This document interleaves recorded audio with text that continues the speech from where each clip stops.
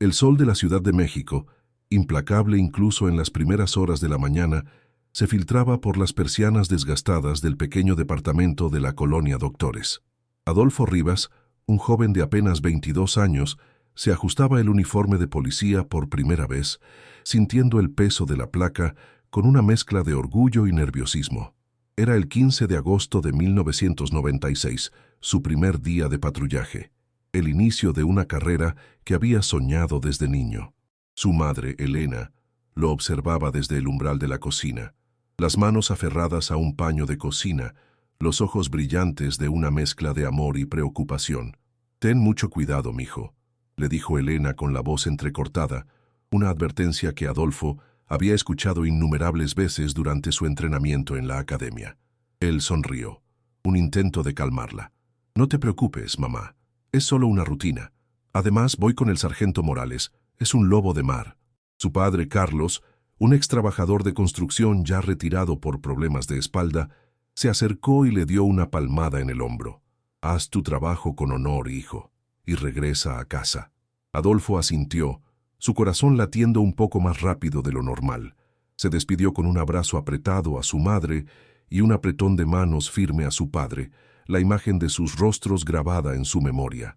Bajó los escalones del edificio, el sonido de sus botas resonando en el silencio matutino.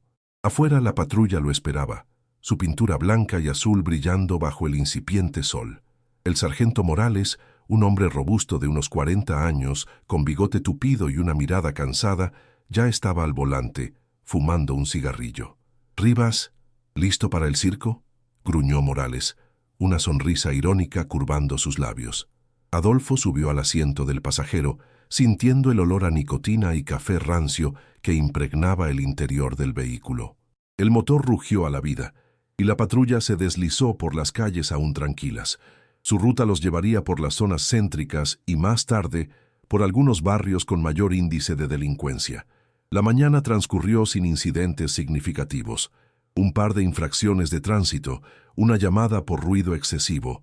Adolfo escuchaba atentamente los consejos de Morales, quien, a pesar de su actitud cínica, parecía dispuesto a compartir su experiencia. «Aquí en la ciudad, Rivas, hay que tener ojos en la nuca y nunca confiar en nadie ni en tu sombra», le había dicho el sargento, apagando su cigarrillo en el cenicero lleno. Alrededor del mediodía, el clima comenzó a cambiar. Nubes densas y oscuras se acumularon en el horizonte, prometiendo una tormenta. El ambiente se volvió pesado, eléctrico. Fue entonces cuando recibieron la llamada. Un reporte de un posible asalto en una callejuela apartada, cerca del mercado de la Merced. «Aquí vamos, novato. A ver si tienes agallas», dijo Morales acelerando. Al llegar al lugar, la calle estaba desierta, bañada por una penumbra que se había apoderado del día. La lluvia comenzó a caer, primero unas gotas dispersas, luego un aguacero furioso que golpeaba el parabrisas. Morales detuvo la patrulla al final de la calle. «Quédate aquí, Rivas. Voy a echar un vistazo rápido. Parece una falsa alarma, pero mejor prevenir». Adolfo asintió, su mano instintivamente buscando su arma. La lluvia se intensificaba y el sonido de las gotas contra el metal del coche era casi ensordecedor. Morales se bajó, desapareciendo rápidamente en la oscuridad de la callejuela.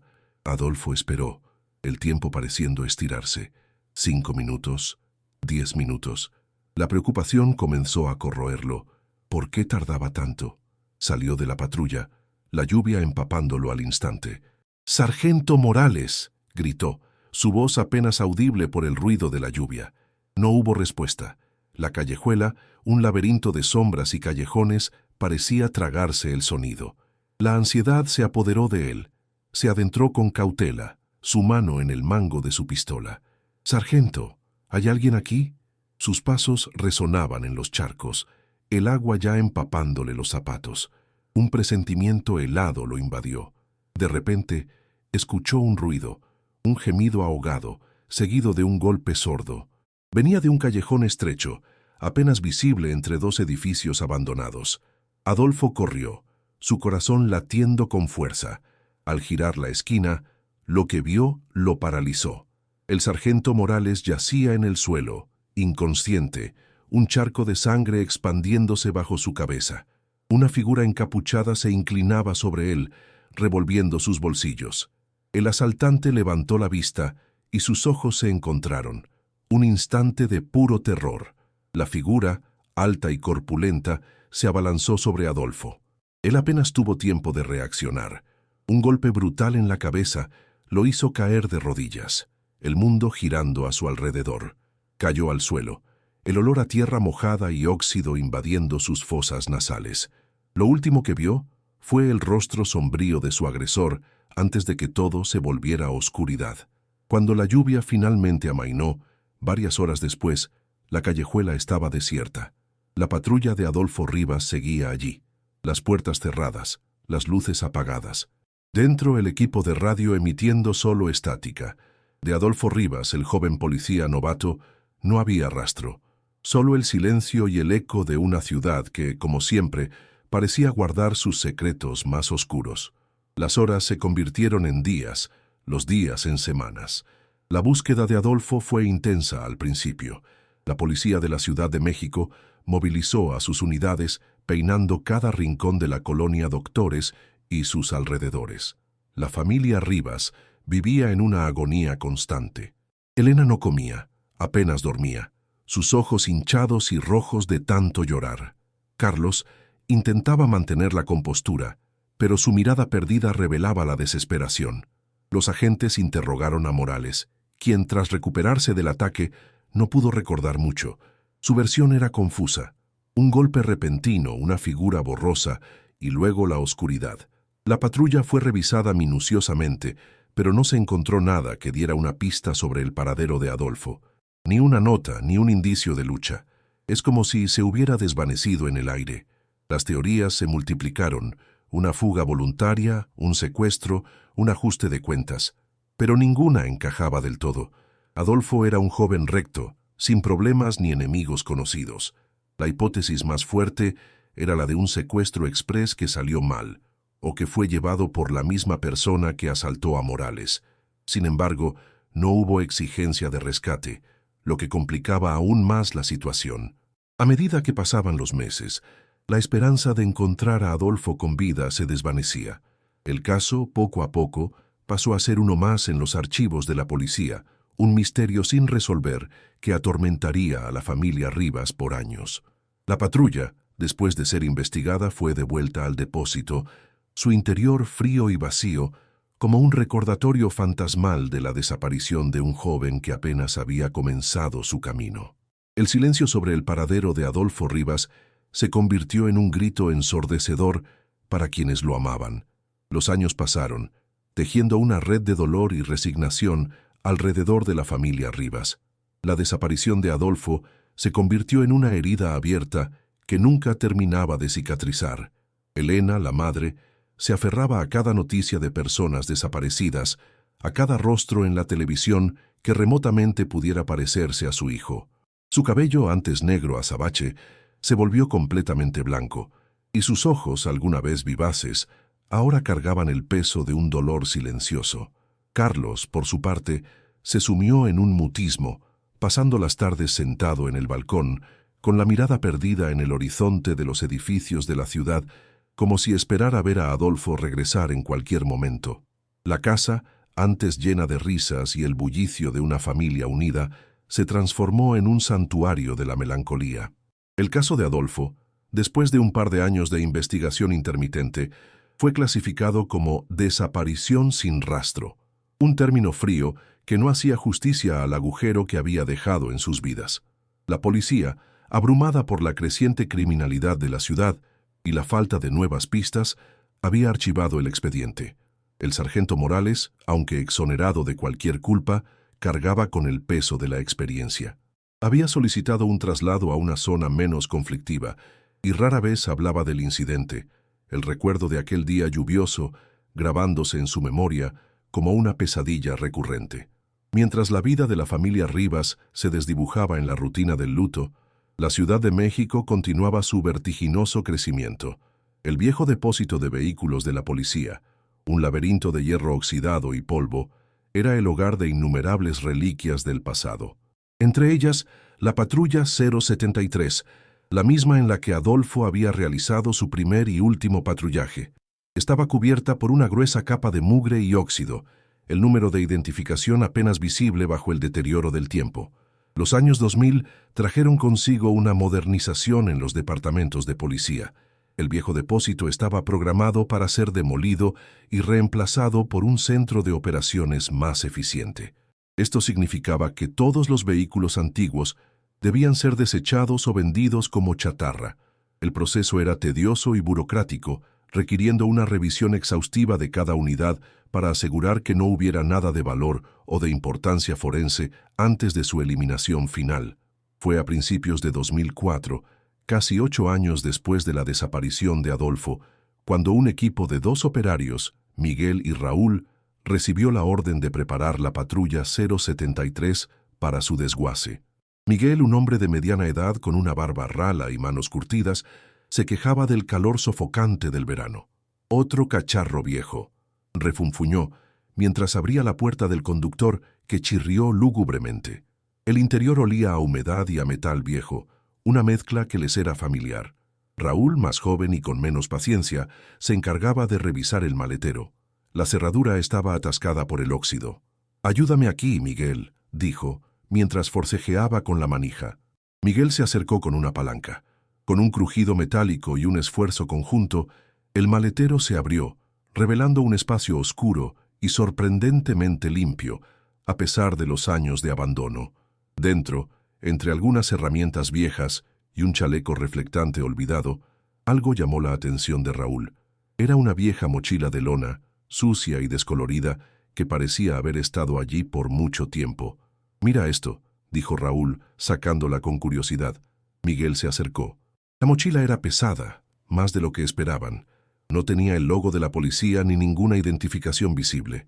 Su curiosidad, una rareza en su monótono trabajo, los impulsó a abrirla. El primer objeto que sacó Raúl fue una cantimplora de plástico, vacía y agrietada. Luego encontró un pequeño cuaderno de notas con espiral, las hojas húmedas y pegadas por el tiempo, pero aún legibles. Al abrirlo, los ojos de Miguel se posaron en una caligrafía inconfundible. Adolfo Rivas, Academia de Policía, 1996. Un escalofrío recorrió su espalda. Aquel nombre, aunque vagamente familiar por algún viejo reporte, ahora cobraba un significado inquietante. Debajo del cuaderno, envuelto en un paño desgastado, había una pequeña caja metálica oxidada. El corazón de Miguel dio un vuelco. La abrió con cuidado y dentro, entre algunas monedas antiguas, hallaron una fotografía desgastada. En ella se veía a un joven sonriente con el uniforme de policía, sus brazos alrededor de una mujer y un hombre, todos ellos con rostros felices. No había duda, era Adolfo Rivas, junto a lo que parecían ser sus padres. La fecha garabateada en la parte de atrás, casi borrada, decía agosto 1996, la revelación de que la mochila, el cuaderno y la foto pertenecían al policía desaparecido fue un golpe. Era la primera vez que se encontraba algo tan personal en la patrulla desde el día de su desaparición. Era como si el tiempo se hubiera detenido en aquel maletero, preservando un fragmento de su existencia. Miguel y Raúl se miraron, el sudor frío corriéndoles por la frente a pesar del calor. Sabían que habían tropezado con algo importante, algo que rompía el silencio de años. Lo que encontraron no era solo objetos olvidados, era una pieza del rompecabezas de la desaparición de Adolfo. Una pista que había permanecido oculta, sellada en el olvido del tiempo, esperando ser descubierta en el maletero de aquella vieja patrulla. El descubrimiento en el maletero del auto no solo despertó viejos fantasmas, sino que también desató una cadena de eventos que desafiarían todo lo que se creía saber sobre el destino de Adolfo Rivas. El hallazgo en el maletero de la patrulla 073 provocó una conmoción silenciosa en el viejo depósito policial. Miguel y Raúl, con los objetos en las manos, se miraron, sabiendo que habían tropezado con algo que trascendía su rutina diaria. El cuaderno, la foto de Adolfo con sus padres y la pequeña caja metálica no eran simples pertenencias olvidadas. Eran los restos de una vida, un eco tangible de una desaparición que había sido engullida por el tiempo. La noticia escaló rápidamente por la cadena de mando, llegando a oídos de los altos mandos del departamento. El descubrimiento exigía una nueva investigación, por mucho que el caso estuviera sepultado bajo casi una década de polvo. Un equipo de la Fiscalía fue enviado al depósito. La patrulla fue acordonada de nuevo, y los objetos encontrados fueron tratados con el máximo cuidado como reliquias sagradas. Los forenses examinaron cada centímetro del cuaderno, la fotografía y la caja, buscando huellas dactilares, ADN o cualquier indicio que pudiera arrojar luz sobre el misterio. El cuaderno especialmente era una fuente de intriga. Sus páginas, aunque deterioradas por la humedad, contenían la caligrafía de Adolfo. Con guantes y pinzas, los investigadores abrieron cuidadosamente el cuaderno, hoja por hoja. Era un diario personal, las entradas escritas con la ilusión y la ambición de un joven que iniciaba su carrera. Las primeras páginas hablaban de su entusiasmo por unirse a la policía, de su deseo de hacer una diferencia, de proteger a su familia y a su comunidad. Adolfo describía los entrenamientos en la academia, las largas horas de estudio y la camaradería con sus compañeros. El lenguaje era optimista, lleno de sueños. 10 de agosto de 1996. Mañana es mi primer día de patrullaje. No puedo dormir de la emoción. Mamá está nerviosa, pero papá está orgulloso. Espero estar a la altura. Quiero ser un buen policía, un ejemplo para el barrio. Quiero que estén orgullosos de mí. Las entradas posteriores revelaban los primeros días de su servicio, las pequeñas incidencias, la monotonía mezclada con la expectación. Hablaba del sargento Morales, a quien describía como un hombre rudo pero con un buen corazón, que le enseñaba los trucos del oficio. Mencionaba su ruta diaria, los barrios que patrullaría, e incluso algunos de los personajes peculiares que veía en las calles. La narración era viva, detallada, como si Adolfo estuviera documentando cada paso de su nueva vida, pero la última entrada, la más crítica, estaba fechada el mismo día de su desaparición, 15 de agosto de 1996. La tinta estaba un poco corrida, posiblemente por la humedad, pero las palabras eran legibles. 15 de agosto de 1996. Hoy fue un día raro. El sargento Morales está más callado de lo normal. Recibimos una llamada a última hora, un asalto en la Merced. Se puso a llover de pronto, muy fuerte. El sargento me pidió que esperara en la patrulla. Dijo que iría a revisar solo. No me gustó la idea, pero él es la autoridad. Algo no me cuadra. Escuché un grito y luego un golpe. Me bajé de la patrulla. Había una figura encapuchada sobre el sargento. No pude verle la cara, pero era grande, corpulenta. Me abalancé sobre él. Nos enfrascamos en una lucha. Lo golpeé una vez, pero él me dio un puñetazo más fuerte. Caí. Sentí que me arrastraba. Creo que me metió en el maletero de la patrulla. La oscuridad es total. No puedo respirar bien. Tengo miedo, mucho miedo. Si alguien encuentra esto, díganle a mis padres que los amo. La voz es de un hombre. Él está hablando con alguien. El paquete está asegurado. Creo que son 2 personas. Dios mío, ¿qué está pasando? Hay un olor raro aquí dentro, como a gasolina y a algo dulce. Mis ojos pican. Estoy mareado. La entrada se cortaba abruptamente. Las últimas palabras garabateadas con desesperación.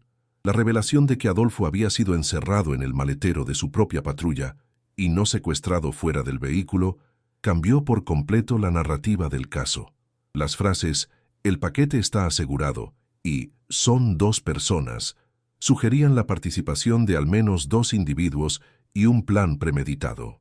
El detalle del olor a gasolina y a algo dulce y el picor en los ojos eran cruciales.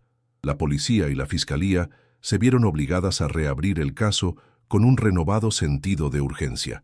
El testimonio de Morales, que siempre había sido vago y confuso, fue reevaluado. ¿Por qué el sargento no recordaba haber sido metido en el maletero? ¿O no fue él quien fue encerrado sino Adolfo? La posibilidad de que Morales estuviera implicado o que supiera más de lo que había dicho empezó a flotar en el aire. Las nuevas pruebas invalidaban por completo la teoría de una desaparición voluntaria. Adolfo había estado en la patrulla, consciente y escribiendo, antes de ser sometido. La foto familiar en la caja metálica Era un recordatorio conmovedor de la vida que Adolfo había dejado atrás. La caja también contenía una pequeña carta doblada. Era de Elena, su madre, escrita poco antes de que Adolfo entrara a la academia, una carta llena de aliento y amor. Las lágrimas corrieron por los rostros de algunos de los investigadores al leerla. El contraste entre la esperanza de la madre y el destino incierto de su hijo era desgarrador. La descripción de la figura encapuchada, aunque escasa, ofrecía un nuevo punto de partida. Un hombre grande y corpulento.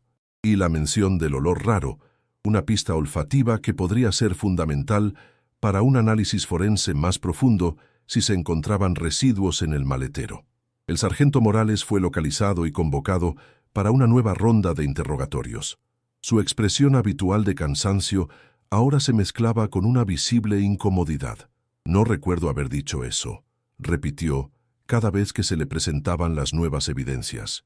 Pero las palabras de Adolfo, escritas en su propio puño y letra, eran un testimonio innegable de lo que había sucedido en aquellos momentos finales. El hallazgo del diario no solo reabrió el caso, sino que también sembró una semilla de desconfianza en la propia fuerza policial, planteando la inquietante pregunta: ¿quién más sabía la verdad sobre la desaparición del joven policía Adolfo Rivas? El diario de Adolfo Rivas era un eco fantasmal que resonaba en los pasillos de la fiscalía. Su última entrada, con la escalofriante descripción de haber sido encerrado en el maletero de la patrulla, sumió a los investigadores en un torbellino de nuevas teorías y una incómoda desconfianza interna. El caso, frío durante casi 8 años, ardía de nuevo con una llama que amenazaba con quemar reputaciones. El sargento Morales, cuyo testimonio había sido la base de la investigación original, fue el primer objetivo. Convocado nuevamente a la fiscalía, Morales llegó con una mezcla de fastidio y nerviosismo. Su rostro, ahora más marcado por los años, no ocultaba la tensión. El interrogatorio fue dirigido por la Fiscalía Especializada en Desapariciones Forzadas, un equipo que no se andaba con rodeos. Le mostraron las páginas del diario de Adolfo, cada palabra leída en voz alta, resonando en la sala. El sargento escuchaba, su mirada fija en el cuaderno, como si las palabras pudieran materializarse ante él. «Sargento Morales», comenzó la fiscal, su voz aguda y penetrante, «el oficial Rivas escribió esto antes de desaparecer. Afirma que usted lo dejó solo, que escuchó un grito y que una figura encapuchada lo golpeó y lo metió en el maletero. ¿Recuerda esto?» Morales sudaba, a pesar del aire acondicionado. «No recuerdo haberle pedido que se quedara en la patrulla. Recuerdo haber ido a revisar y que me atacaron. Todo es muy confuso. El golpe fue fuerte. ¿Y el olor a gasolina y algo dulce? ¿Lo percibió usted?» La fiscal no le quitaba la vista de encima. No que yo recuerde. Estaba lloviendo y todo era un caos. La versión de Morales no encajaba con la precisión del diario de Adolfo. Las inconsistencias eran evidentes. ¿Cómo un joven recién ingresado a la fuerza, en su primer día, se aventuraría solo en un callejón peligroso después de que su sargento le pidiera que esperara? ¿Y cómo es que Morales no recordaba que Adolfo lo había visto ser atacado o la lucha posterior? La presión sobre Morales se intensificó. Los investigadores le recordaron que, si bien su expediente estaba limpio, el hecho de que Adolfo lo mencionara justo antes de su posible secuestro en el mismo vehículo que ambos compartían levantaba serias sospechas. No se descartaba la posibilidad de que Morales estuviera encubriendo algo, o incluso que tuviera algún grado de participación. El sargento, visiblemente acorralado, no pudo ofrecer una explicación convincente. Solo insistió en su amnesia parcial, atribuyéndola al trauma del golpe en la cabeza. Mientras tanto, un equipo forense se concentró en la patrulla 073, ahora transportada a un laboratorio especializado.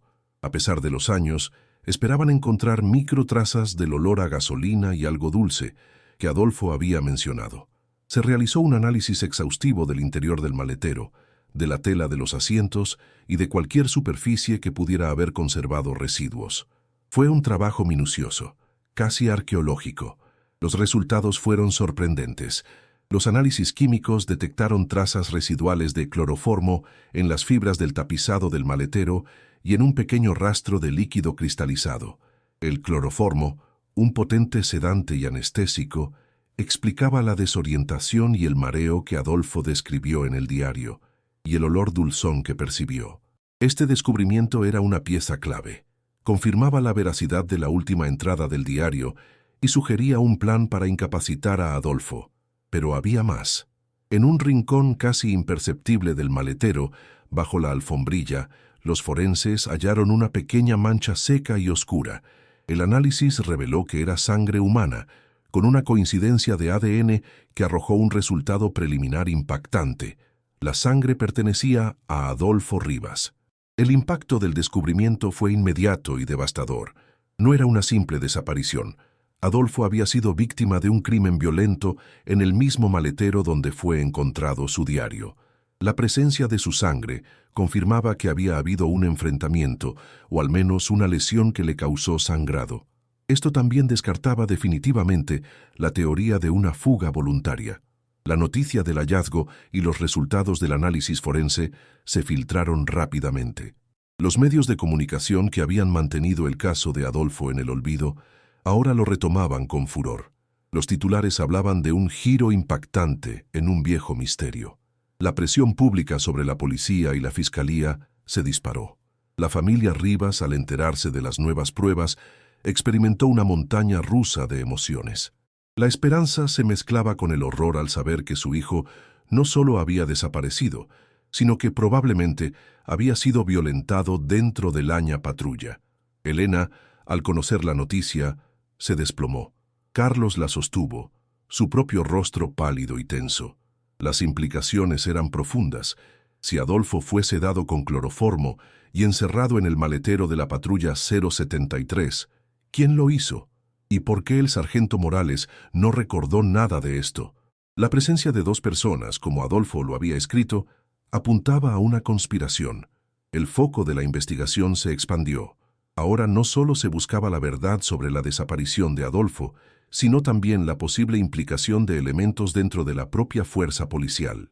La sombra de la corrupción y la traición comenzó a cernirse sobre el cuartel, planteando la inquietante pregunta: ¿podría haber alguien más dentro de la institución que supiera lo que realmente le pasó a Adolfo Rivas y por qué se le permitió desaparecer? El misterio se profundizaba y la búsqueda de justicia apenas comenzaba. El descubrimiento de cloroformo y la sangre de Adolfo Rivas en el maletero de la patrulla 073 desató una tormenta. La fiscalía, bajo una intensa presión mediática y pública, no tuvo más remedio que reabrir el caso con la máxima prioridad. Las viejas fichas fueron desempolvadas, los testimonios originales revisados, y las miradas se centraron en el único testigo presencial, el sargento Morales. Morales, ahora bajo un escrutinio implacable, fue sometido a un interrogatorio aún más exhaustivo. La fiscal no creía en su amnesia. «Sargento», inquirió con firmeza, «el diario de Adolfo describe una lucha, él siendo forzado al maletero. ¿Cómo es posible que usted, a escasos metros, no viera ni escuchara nada claro?» Morales sudaba profusamente, su voz apenas un murmullo. «No lo sé. El golpe me desorientó. La lluvia era muy fuerte, pero su lenguaje corporal, el temblor en sus manos, la evasión en su mirada, delataban una tensión inusual. Los investigadores sospechaban que no solo encubría algo, sino que podría estar protegiendo a alguien, o incluso haber sido coaccionado. La descripción de Adolfo de dos personas y la frase «el paquete está asegurado» eran clave. Esto sugería una operación planificada, no un asalto aleatorio. ¿Quiénes eran estas dos personas? ¿Y por qué Adolfo era un paquete? La policía regresó a la zona de la Merced, el lugar de la desaparición, casi 8 años después.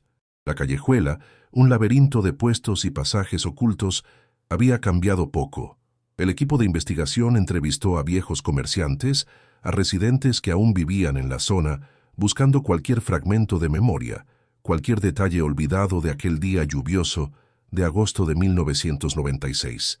La Merced, con su bullicio y sus secretos, había sido siempre un punto caliente. En 1996, el control de ciertas actividades ilícitas estaba en disputa entre facciones de la mafia local y algunos elementos corruptos de la policía. Se rumoreaba que varias patrullas habían sido utilizadas para mover mercancía o personas de forma clandestina. ¿Podría Adolfo haberse topado con algo así? Mientras tanto, la investigación se centró en la caja metálica oxidada encontrada en el maletero. Además de la foto y la carta de su madre, en el fondo, los forenses encontraron un compartimento secreto. Dentro, envuelto en un pequeño trozo de plástico, había un microcassette. Era un modelo antiguo, de los que se usaban para grabadoras de voz personales. Su existencia en la caja secreta indicaba que Adolfo quería que fuera encontrado, pero oculto. La expectación era palpable mientras se preparaba para ser reproducido. El microcassette fue limpiado cuidadosamente y colocado en un reproductor de audio especializado. Al presionar play, el sonido de la estática llenó la habitación, seguido por un murmullo, como si la grabadora hubiera estado oculta y el audio grabado en circunstancias difíciles. Lo que se escuchó a continuación heló la sangre de los presentes. La voz de Adolfo, apenas un susurro, se hizo audible. «Estoy grabando esto por si algo me pasa. He visto cosas». El sargento Morales y otros policías no son lo que dicen ser. He estado notando movimientos extraños en el cuartel, reuniones secretas en la noche. Ayer escuché que hablaban de un envío importante que debía pasar por la Merced y mencionaron silenciar a los que saben demasiado. La voz de Adolfo se volvía más tensa, más urgente. Descubrí que están usando las patrullas para transportar drogas y, tal vez, otras cosas. Morales está involucrado. Vi cómo cargaban algo en una camioneta sin distintivos en el estacionamiento trasero del cuartel. Él estaba ahí dando órdenes. Intenté hablar con él, pero me desvió. Creo que saben que sé algo. Tengo miedo. Si desaparezco, es por esto. Tenían planeado un golpe en la Merced, una distracción para el envío. Estoy seguro de que el reporte de asalto de hoy es parte de ello. Es una trampa. La grabación se cortó con un sonido de forcejeo y un golpe, seguido por el ruido de la lluvia, y luego un silencio total, solo interrumpido por el chirrido de la cinta. La revelación fue devastadora. Adolfo no desapareció, fue silenciado, y el sargento Morales no era una víctima o un testigo pasivo, sino un cómplice clave en una red de corrupción dentro de la propia fuerza policial. El microcassette confirmó las peores sospechas. El paquete era Adolfo, el policía honesto que había tropezado con una red de narcotráfico operando desde las entrañas de la institución. El sargento Morales, su mentor en los primeros días, había sido uno de sus captores. La trama se aclaraba. El asalto en la Merced fue una puesta en escena, una distracción orquestada para deshacerse de Adolfo, quien, en su inocencia, había grabado pruebas cruciales.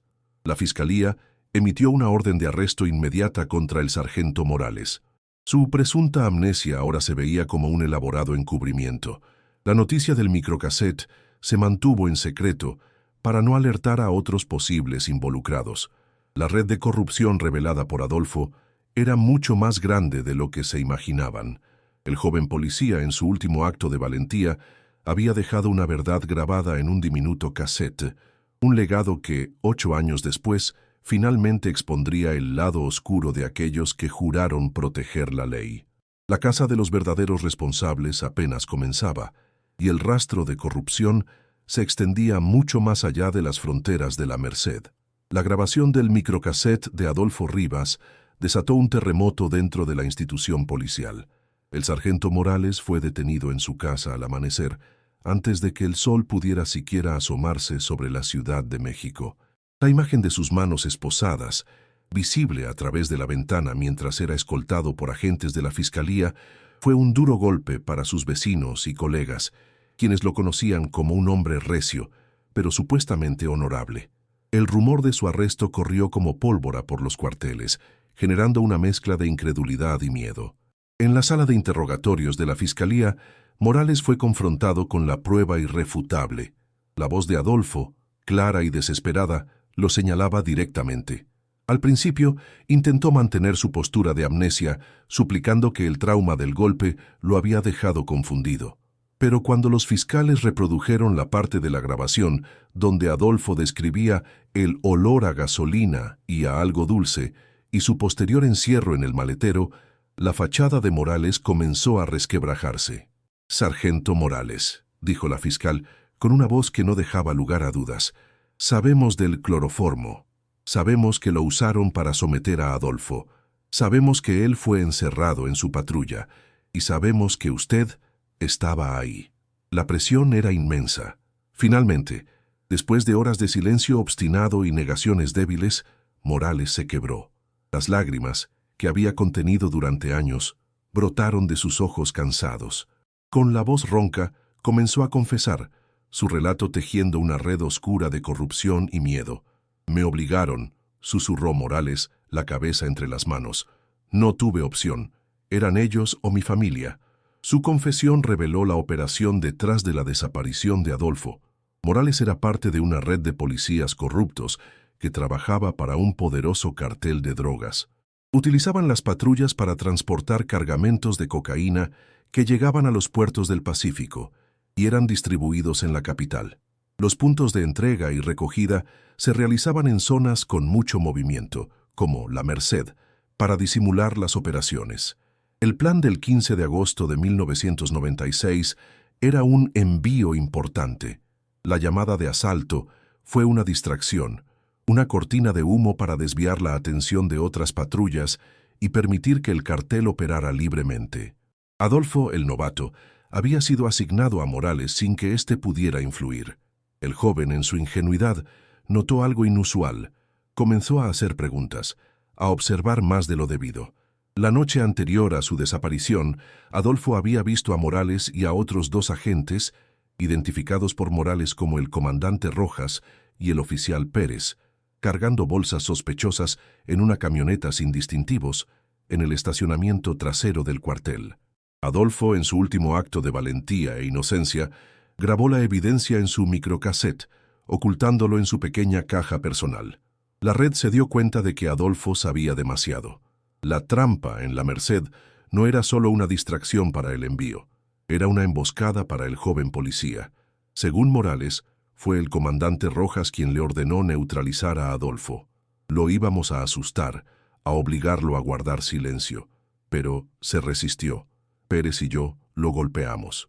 Luego Rojas me ordenó que lo metiera en el maletero. Quería que lo sedáramos para llevarlo a un lugar seguro, lejos de los ojos de los curiosos, y así poder hablar con él. Morales describió cómo Pérez, el otro oficial implicado, fue quien le aplicó el cloroformo a Adolfo mientras Rojas supervisaba. Adolfo luchó desesperadamente mientras lo metían en el maletero.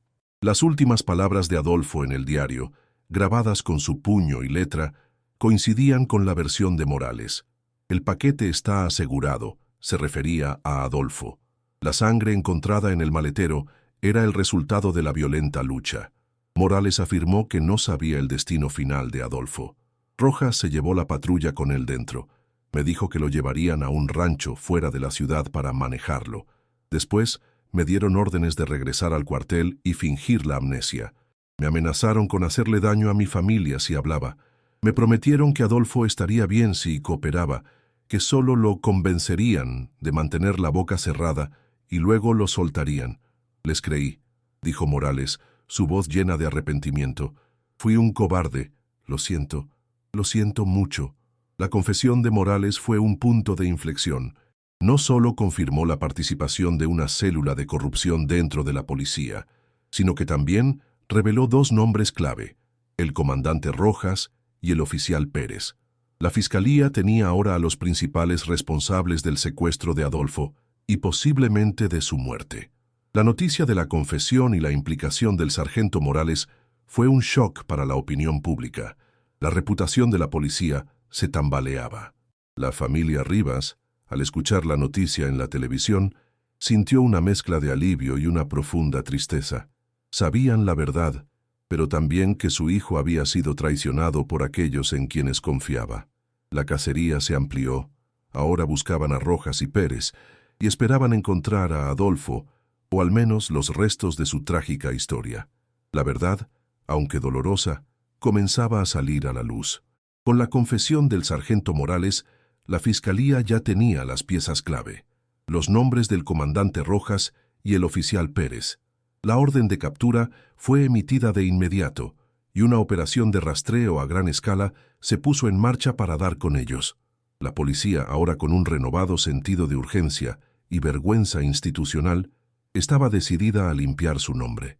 La Ciudad de México, que tanto había sufrido por la corrupción, observaba con atención cada paso de la investigación. Rojas y Pérez, al enterarse del arresto de Morales y de que su nombre había sido implicado en la confesión, intentaron huir. Rojas fue localizado en un rancho aislado en el Estado de México, el mismo lugar que Morales había mencionado como el posible destino de Adolfo. La captura no fue fácil. Rojas se atrincheró y hubo un breve enfrentamiento con las fuerzas especiales. Pérez, por su parte, fue interceptado en el aeropuerto, intentando abordar un vuelo a Sudamérica con documentos falsos. Ambos fueron llevados a la fiscalía para ser interrogados. El interrogatorio del comandante Rojas fue tenso y prolongado. Al principio negó todo, pero las pruebas eran abrumadoras. El diario de Adolfo, la confesión de Morales, las trazas de cloroformo y sangre en la patrulla.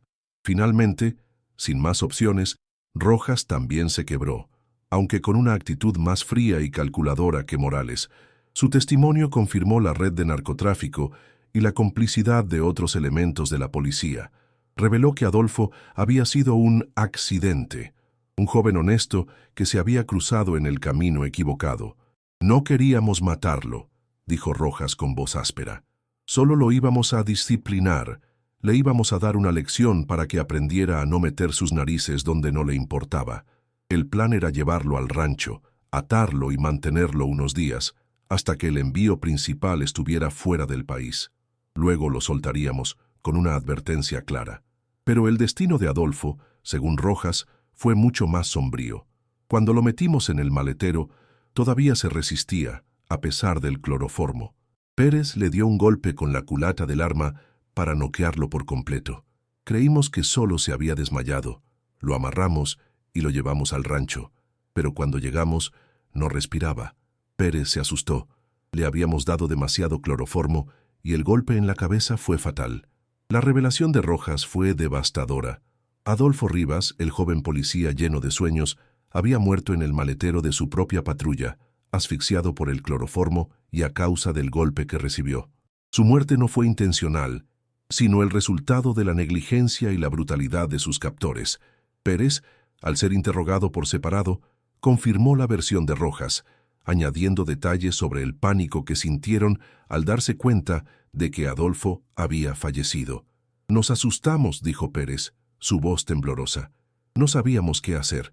Llamamos a los de arriba y nos dijeron que nos deshiciéramos del cuerpo y que no dijéramos nada. Nos prometieron protección y más dinero si nos manteníamos callados». Rojas y Pérez describieron cómo, en la oscuridad de la noche, llevaron el cuerpo de Adolfo a una zona remota del rancho. Lo enterraron en una fosa improvisada, en un campo de cultivo abandonado, lejos de cualquier camino. Utilizaron una pala y lo cubrieron rápidamente con tierra. No marcaron el lugar, esperando que el paso del tiempo y la vegetación ocultaran su crimen para siempre. La descripción del lugar era vaga, solo un campo con algunos árboles viejos al borde, cerca de una pequeña zanja de riego. Con esta nueva información, un equipo forense y de búsqueda, acompañado por Rojas, se dirigió al rancho. La familia Rivas fue notificada del desgarrador avance en la investigación. Elena y Carlos, aunque devastados por la confirmación de la muerte de su hijo, sentían también un atisbo de alivio al saber la verdad, por dura que fuera. Ahora al menos podrían darle un entierro digno.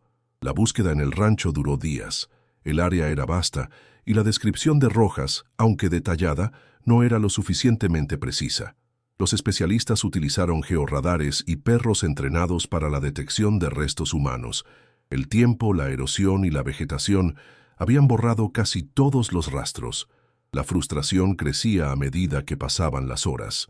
Finalmente, al tercer día, uno de los perros marcó un punto en un campo desolado, cerca de una fila de mezquites viejos y de la zanja que Rojas había mencionado. Los forenses comenzaron a excavar con cuidado. La tierra estaba compacta, pero el olor inconfundible, a pesar de los años, comenzó a emerger. Después de varias horas de trabajo meticuloso, encontraron los restos de Adolfo Rivas.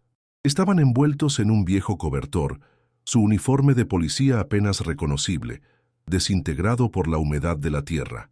La placa de policía, el mismo símbolo de honor que Adolfo había soñado llevar, estaba junto a su cuerpo. La identificación fue confirmada por pruebas de ADN y por la misma placa. El hallazgo de los restos de Adolfo puso fin a casi una década de incertidumbre para su familia. La misión de Adolfo, inconclusa en vida, había sido finalmente cumplida en su muerte: exponer una red de corrupción que se creía intocable. El sargento Morales, el comandante Rojas y el oficial Pérez fueron procesados y enfrentaron graves cargos por secuestro, homicidio y narcotráfico. La verdad había salido a la luz, una verdad cruda y dolorosa, pero que finalmente traería un cierre a la familia Rivas y un rayo de justicia en un país donde la impunidad a menudo prevalecía. El capítulo final de Adolfo Rivas se escribía con el dolor de su partida, pero también con el honor de su sacrificio. El hallazgo de los restos de Adolfo Rivas, después de casi una década de incertidumbre que carcomía el alma de su familia y la de una nación entera, no fue un mero descubrimiento forense. Fue un evento sísmico que reverberó por cada rincón de México, sacudiendo los cimientos de la complacencia y la resignación. La noticia de su muerte, no a manos de un criminal anónimo en un callejón oscuro, sino por la traición y la brutalidad de sus propios colegas policías, aquellos que habían jurado proteger y servir, desató una oleada de indignación pública sin precedentes. Este furor no solo se manifestó en las redes sociales y los medios de comunicación, sino que se transformó en un clamor palpable en las calles, en las conversaciones cotidianas, en cada hogar. Los medios de comunicación, que con su persistencia y la guía de periodistas valientes, habían mantenido vivo el caso desde el sorprendente hallazgo del diario En la patrulla olvidada, ahora reportaban cada detalle, con una mezcla de profundo luto por la vida joven truncada y una palpable esperanza de que, por una vez, la justicia prevalecería sobre la oscuridad. La sociedad mexicana, que a menudo se sentía impotente ante la corrupción endémica y la impunidad rampante que permeaba las estructuras de poder, ahora clamaba con una sola voz, un coro unificado de descontento y esperanza. El caso de Adolfo Rivas debía sentar un precedente inquebrantable, una línea divisoria clara entre el pasado de complicidad y un futuro más justo, transparente y equitativo. El velorio de Adolfo, aunque marcado por una sobriedad que reflejaba el dolor acumulado de años de angustia, se transformó en un acto de conmovedora solidaridad ciudadana. La pequeña capilla, tradicionalmente un lugar de recogimiento familiar, se vio desbordada. Elena y Carlos, visiblemente envejecidos por los años de angustia y la reciente confirmación de la tragedia más cruel, pero a la vez infundidos de una nueva, aunque amarga resolución, recibieron no solo el pésame de amigos y familiares, recibieron, además, el abrazo silencioso, el apretón de manos sincero y las palabras de aliento de innumerables ciudadanos que no los conocían personalmente, pero que se sentían profundamente conmovidos y representados por la historia de Adolfo. La capilla, bañada en la luz tenue de las velas, símbolo de la fe y la esperanza que aún ardían, estaba repleta de flores blancas, expresión de la pureza de sus intenciones y la inocencia perdida, y una fotografía de Adolfo, sonriendo con su uniforme impecable, ocupaba un lugar central, un recordatorio conmovedor de la promesa que había sido. Su ataúd, cubierto con la bandera mexicana como un manto de honor y un símbolo de la nación a la que había jurado servir, era un sombrío, pero poderoso, recordatorio del inmenso sacrificio de un joven idealista. La atmósfera, densa con el pesar, también vibraba con una latente determinación. Durante el funeral, el jefe de policía en turno, un hombre de semblante grave y mirada decidida, que había impulsado con una inusual y encomiable determinación la reapertura del caso, se acercó a la familia Rivas. En un gesto de profundo respeto, un acto simbólico de disculpa institucional por los fallos que habían llevado a la tragedia, le entregó a Elena una placa de policía limpia y brillante, la misma que había sido encontrada, milagrosamente conservada, junto a los restos de Adolfo en aquella fosa solitaria. Este acto no fue solo un formalismo, fue un reconocimiento tácito de la culpa institucional y un compromiso público con la reforma. Su hijo, señora Rivas, dijo con la voz quebrada por la emoción contenida que a duras penas lograba controlar. Murió con el honor más grande que un servidor público puede aspirar. Su valentía, su deseo inquebrantable de hacer lo correcto, ha expuesto una verdad amarga y vergonzosa, que muchos dentro y fuera de nuestra institución querían mantener oculta bajo la alfombra del tiempo, sepultada en el silencio. No hay palabras que puedan expresar el perdón por lo que nuestra propia fuerza le hizo a su hijo, por la traición a su juramento, pero le aseguro, señora, que su inmenso sacrificio no será en vano. Él ha dejado una huella imborrable en la historia de nuestra policía y en el corazón de nuestra nación, un recordatorio constante de lo que significa la verdadera integridad. Elena apretó la placa contra su pecho. Las lágrimas, que parecían manantiales inagotables de dolor y liberación, corrían libremente por sus mejillas. Para ella, esa placa no era solo un pedazo de metal frío, era el corazón latente de su hijo, la encarnación tangible de sus sueños rotos, su valor impávido y, paradójicamente, la chispa de una nueva esperanza. El juicio contra el sargento Morales, el comandante Rojas y el oficial Pérez se convirtió en un evento de alto perfil, con una cobertura mediática sin precedentes, seguido con una avidez pocas veces vista por todo el país. La Fiscalía, con una preparación meticulosa y una determinación férrea, presentó un arsenal de pruebas irrefutables que no dejaban lugar a dudas sobre la culpabilidad de los acusados. El desgarrador diario de Adolfo, con sus últimas palabras de angustia y revelación que resonaban en la sala, el microcassette con su grabación premonitoria, una voz desde la tumba que atestiguaba la traición, los contundentes análisis forenses del maletero de la patrulla que revelaron la presencia de cloroformo y la sangre de Adolfo, irrefutables testimonios del horror y la violencia, y finalmente las detalladas, aunque a menudo contradictorias en los detalles menores, para intentar desviar culpas, confesiones de los tres implicados que convergían en la cruda y brutal verdad del crimen. Los testimonios emotivos de Elena y Carlos Rivas, llenos de un dolor palpable, que resonaba en cada palabra y un profundo anhelo de justicia, conmovieron visiblemente al jurado y a la audiencia, quienes se identificaron con su sufrimiento y compartieron su indignación. Que el caso de Adolfo Rivas trascendió la mera crónica de un crimen. Se erigió como un potente símbolo de la lucha de la sociedad mexicana contra la corrupción endémica en las instituciones y la omnipresente sombra del narcotráfico que parecía devorar todo a su paso, un cáncer que necesitaba ser extirpado. Morales, Rojas y Pérez fueron encontrados culpables de los cargos de secuestro agravado, homicidio calificado y delitos contra la salud, narcotráfico, y su veredicto fue recibido con una ola de aprobación pública. Las sentencias dictadas por el tribunal fueron ejemplares, enviando un mensaje claro y contundente de que la impunidad no sería tolerada en este caso que había cautivado y conmovido a la nación, convirtiéndose en un estandarte de la justicia. Morales, por su participación directa en el secuestro y el posterior encubrimiento, recibió una condena de 25 años de prisión, una pena que reflejaba su cobardía y complicidad. Rojas y Pérez, considerados los principales responsables de la muerte de Adolfo y de la ejecución del plan criminal, fueron sentenciados a 40 años de cárcel cada uno, una pena severa y justa que reflejaba la gravedad de sus crímenes, la brutalidad de sus acciones y el dolor inmensurable que habían infligido a la familia Rivas y a la confianza pública.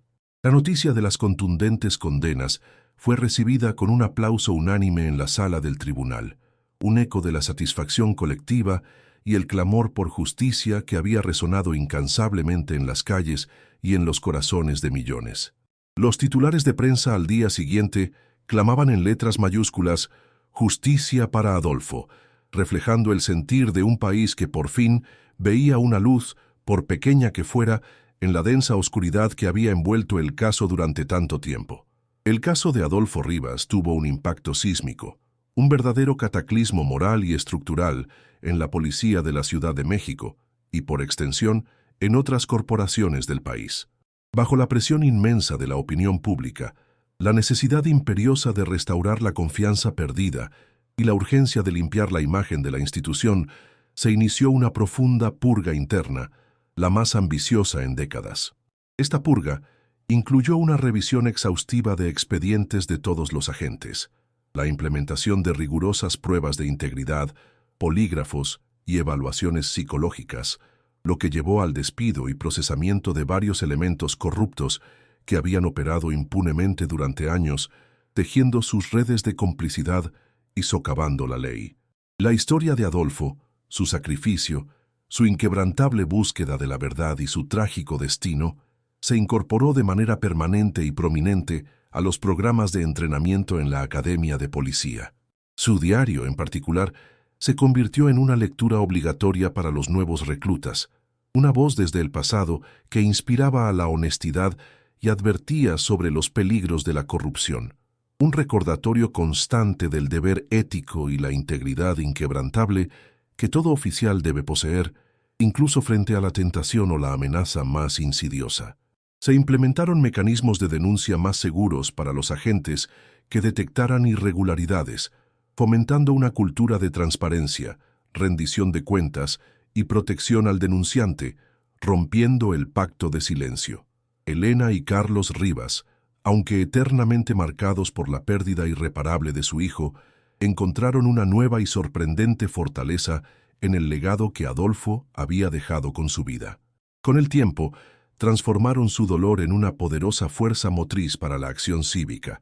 Fundaron una organización de apoyo a familias de policías desaparecidos o asesinados en el cumplimiento del deber, llamada Semillas de Adolfo, que rápidamente creció en influencia.